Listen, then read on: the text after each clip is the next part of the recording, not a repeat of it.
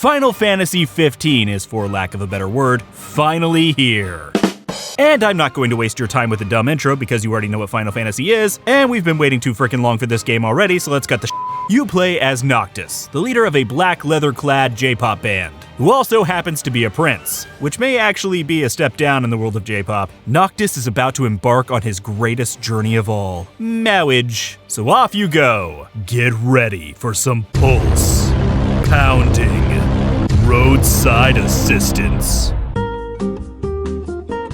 To accompany you on your journey is of course your merry band of stereotypes. You've got Abby McAb muscles, the glasses-wearing brains of the operation, the comic relief, and you of course are the leader. And while they may be character stereotypes, they are actually characters. They are the heart of this story. The banter and the camaraderie between these four guys is what keeps the game moving and keeps it interesting. Except for maybe Cindy. Never before has fan service been so blatantly obvious, outside of a Dead or Alive game. Now, where most Final Fantasy games truly differ from one another is in the combat and the story. So let's start with combat, considering that's what you're going to be doing most of the time. Combat in 15 is action-ish, and flashy as a rave party.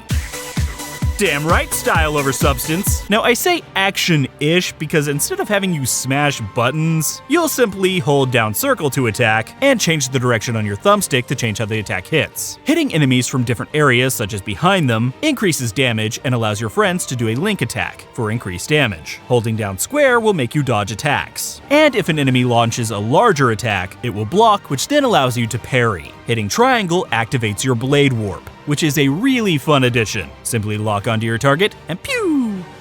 It's fun. You can also warp to safe spots in most battlefields, which allows you to regain some mana and plan your next attack. You know, if you're into that whole planning thing. Success in combat isn't just about you though. You'll also be able to tell your allies to use certain abilities, which you can then chain off of for extra damage. All in all, it's an interesting combat system that works on a lot of levels. I think a skilled player could probably get extremely good at it and look f***ing awesome doing it. Warping around, flipping, dodging, killing.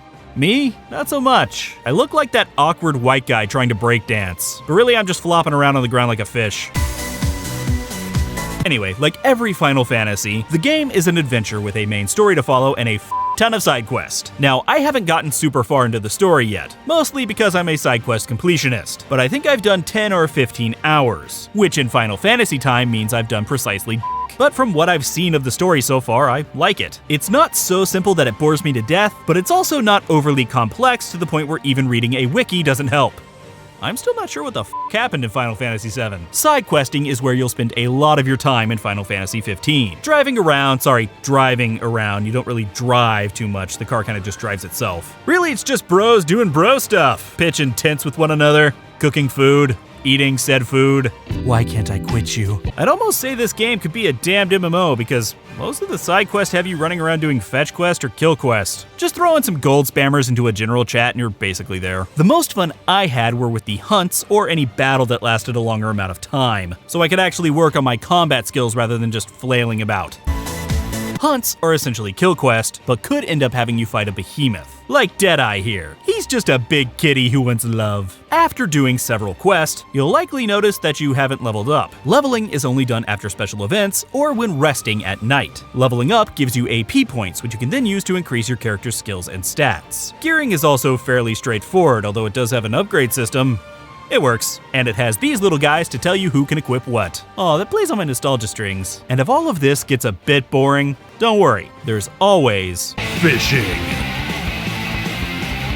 And chocobos, but that's a given. If there were no chocobos, there'd be no Final Fantasy. They kind of go hand in hand. This video feels a bit empty considering I can't talk about too much without feeling like I'm getting too spoilery. I mean, I'm actively trying to avoid specifics here. But really, this is probably the most fun I've had with a main entry Final Fantasy game since Final Fantasy IX.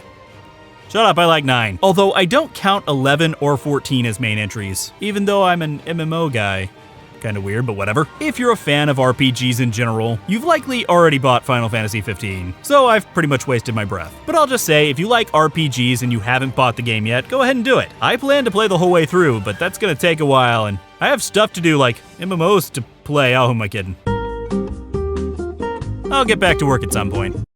And that was Final Fantasy XV. If you're new here and liked the video, make sure to hit that subscribe button. I've also put another video for you to watch right up here. If you want, you can follow me on Twitter or Facebook for some random thoughts, and you can donate to me on Patreon like these other amazing people. We're gonna start a black leather-clad J-pop band.